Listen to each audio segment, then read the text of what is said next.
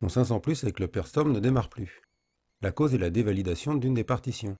Je vais vous montrer comment j'ai fait pour que tout refonctionne de nouveau. Premier essai sur l'Amiga, le laisser allumer longtemps. Dans certains cas, il arrive à redémarrer, mais la partition qui a été dévalidée ne fonctionnera plus correctement de toute façon.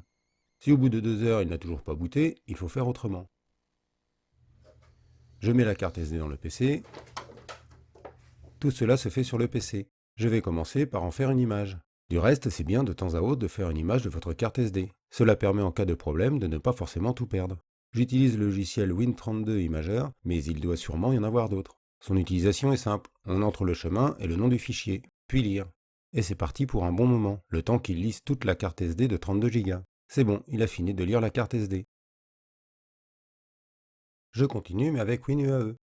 J'ai une configuration identique à mon 500 Plus et son PearStorm.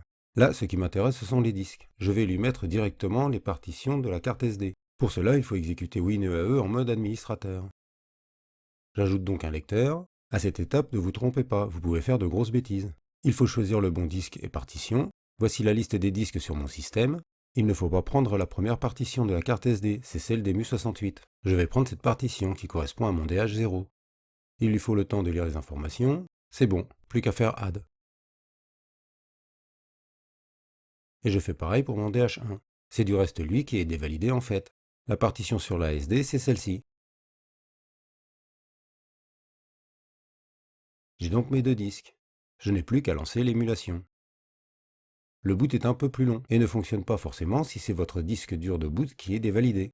De toute façon, il va falloir être patient maintenant. Tout va être relativement long. De plus, mon PC n'est pas un foudre de guerre.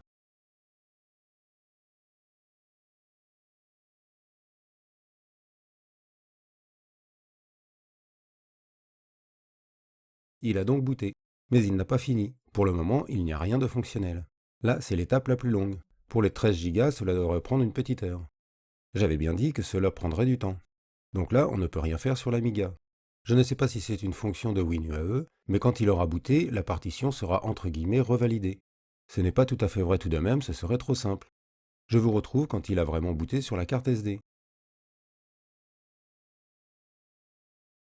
C'est bon, il a fini par booter. La partition dévalidée, c'est mon DH1. Il y a tout de même presque 10 Go dessus. Mais maintenant, on peut y accéder. Le prochain boot devrait être plus rapide. Je vais pouvoir copier le contenu de mon DH1 sur un disque temporaire. Je vais quitter WinUAE et le relancer. J'ai toujours mes deux partitions de la carte SD. Je vais ajouter et même créer un fichier disque pour y copier le contenu de mon DH1. J'ajoute donc un fichier disque. J'en crée un de 10 Go. Il est donc créé. Il ne faut pas le mettre bootable. Et je l'ajoute. Je vais juste changer le drive. Je le mets en DH5. Et c'est parti.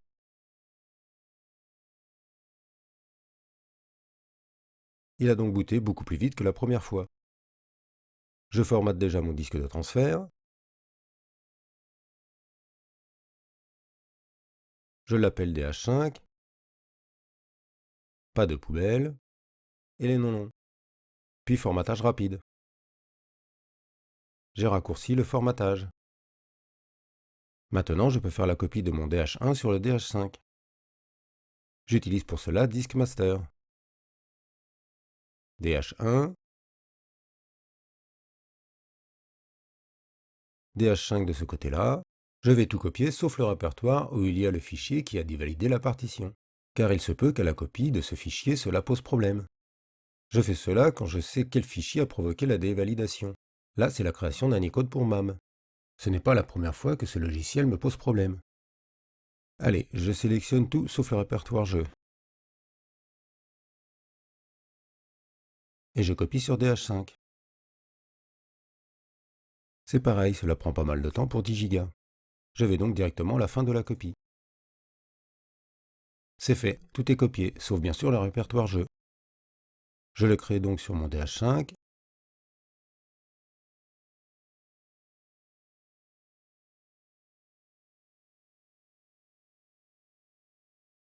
Je copie le contenu, sauf le répertoire même.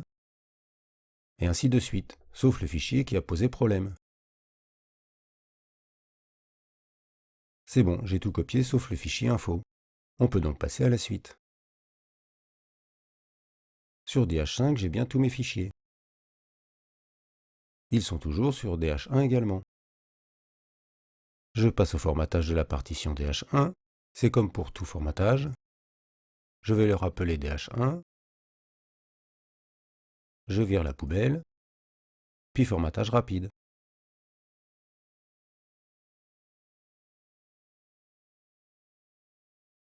C'est fait. Ne reste plus qu'à recopier tout sur DH1.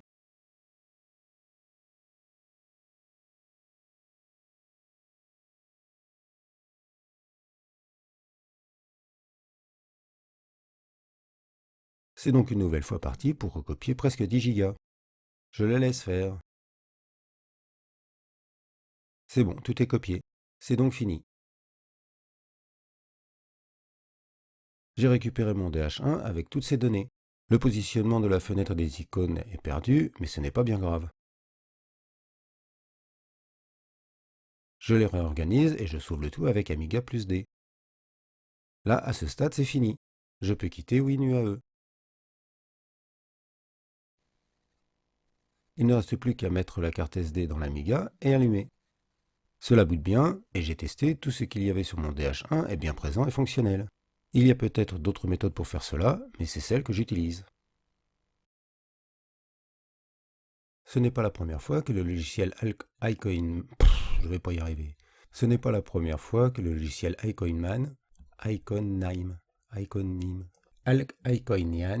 Ce n'est pas la première fois que ce logiciel me pose problème. Voilà, ça c'est fait.